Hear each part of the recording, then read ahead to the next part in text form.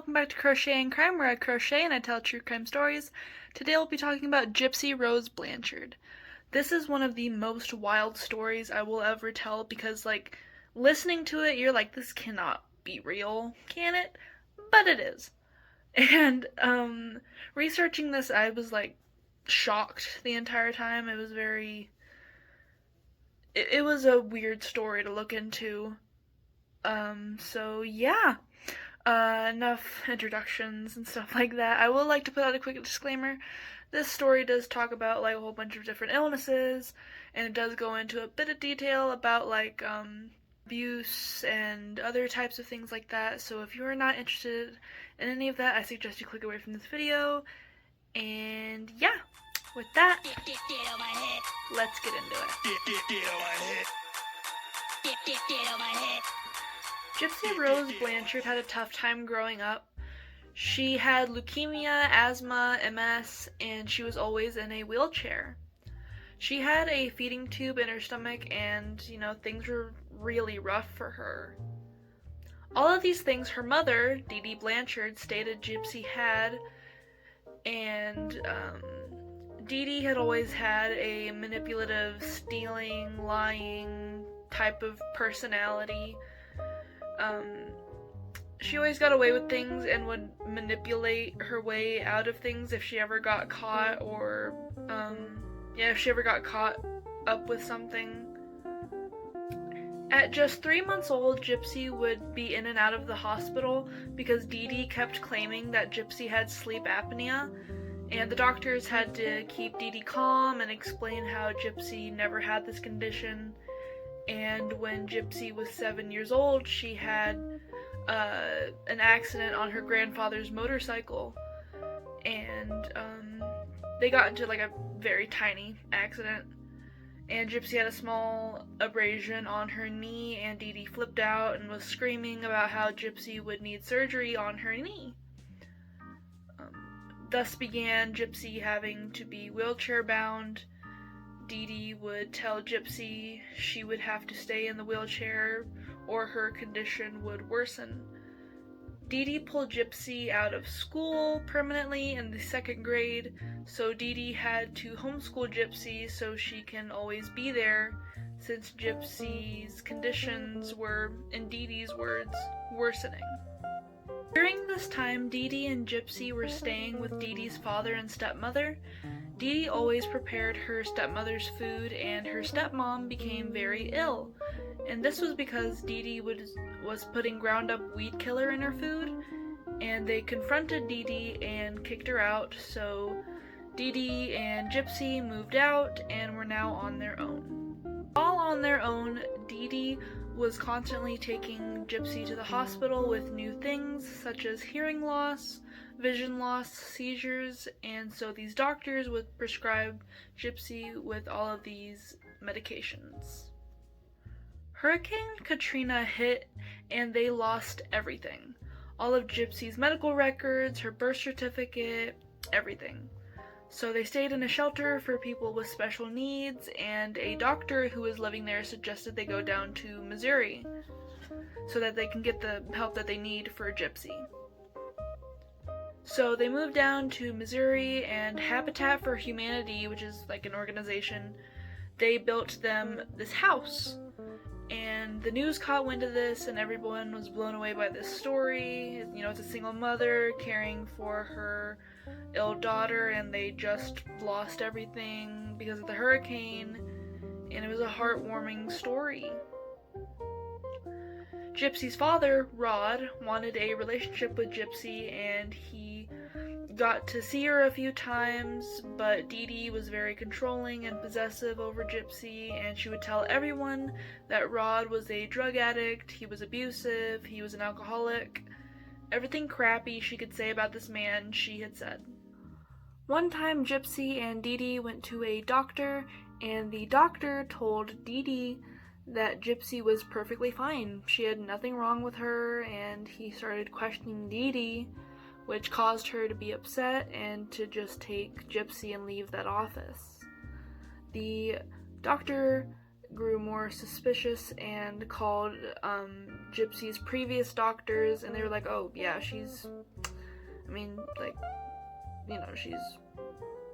a weird mom and all this other stuff, and like she has like a little bit of stuff going on and stuff like that. And like everybody was like kind of on Dee Dee's side, but they were also kind of growing suspicious of her too.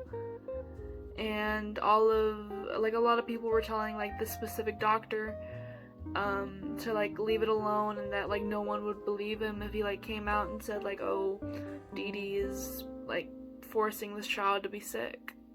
One night while Dee Dee was asleep, Gypsy took her mom's computer and would go on different dating websites.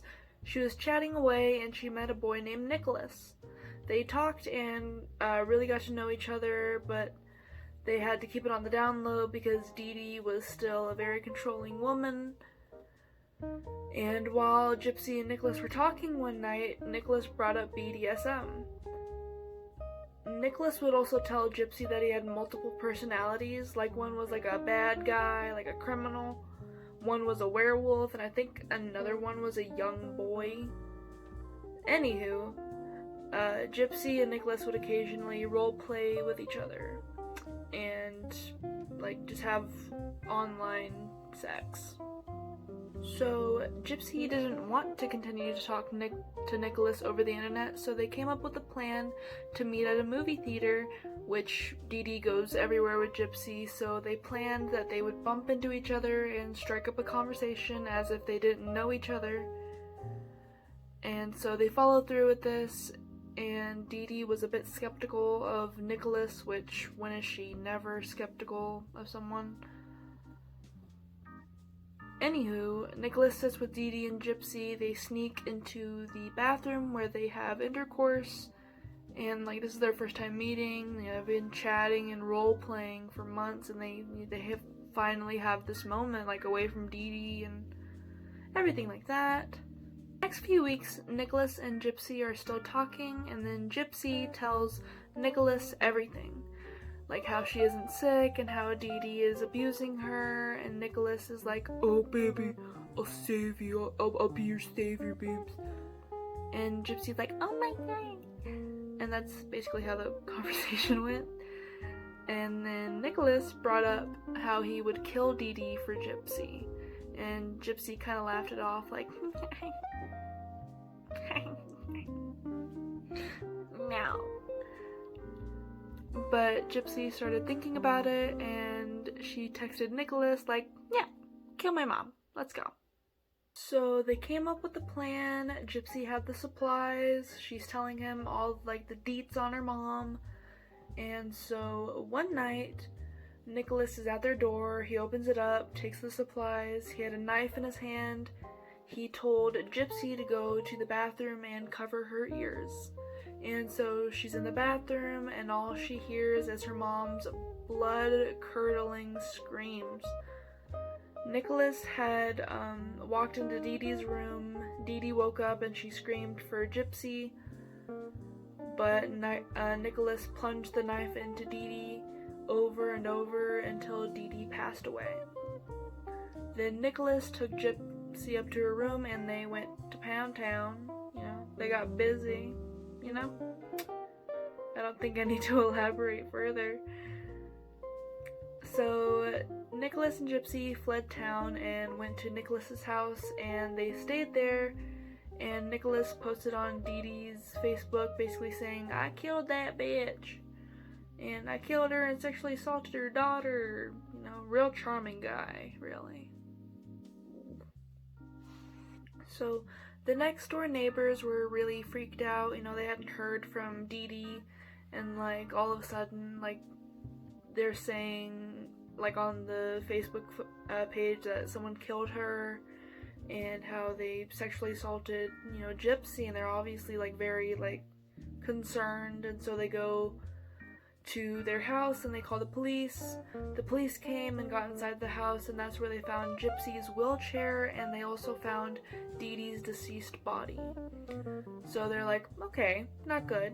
They killed this mom and took their disabled daughter. That's definitely not good. Terrible, actually.